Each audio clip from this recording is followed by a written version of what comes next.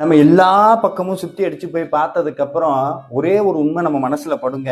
என்னன்னா, எங்க போய் உட்கார்ந்தா நிம்மதியா இருக்குன்னா, முருகனுடைய கோவில்ல போய் உட்கார்ந்தா போதும். ஒரு தூணோரமா சாஞ்சுக்கிட்டு அங்க வரப்போற முருக பக்தரை எல்லாம் பார்த்துட்டு மனசுக்குள்ள முருகா முருகான்னு சொல்லிக்கிட்டே கொஞ்ச நேரம் அப்படியே கண்ணை மூடி முருகனை நினைச்சோம்னா மனசுக்குள்ள ஒரு பேரானந்த பேர் உணர்வு வரும். என்னன்னா, இந்த மொத்த பிரபஞ்சமும் நம்மளை விட்டுட்டு போனாலும் முருகன் நம்மளை விடமாட்டான், அவன் நம்ம கூடயே இருக்காங்கிற அந்த மெய் உணர்வை அருணகிரிநாதர் எப்படியோ படம் பிடிச்சுக்கிட்டாரு. அதை கந்தர் அலங்காரத்துல சொல்றாரு. என்னன்னா, மைவரு கண்டத்தர் மைந்தா கந்தா என்று வாழ்த்தும் இந்த கைவரும் தொண்டன்றி மற்றறியேன், கற்ற கல்வி போய் பைவரும் கேளும் பதியும் கதற பழகி நிற்கும் ஐவரும் கைவிட்டு மெய்விடும் போது நின் அடைக்கலமே. எல்லாம் என்னை விட்டு போனாலும் என்னை கைவிடாத ஒரே கை எதுன்னா அது முருகப்பெருமானுடைய 12 கைங்கிற உண்மையை அருணகிரிநாதர் கந்தர் அலங்காரத்துல மிக தெளிவாக அழுத்தம் திருத்தமாக நமக்கு சொல்லுகிறார். முருகாசனம்.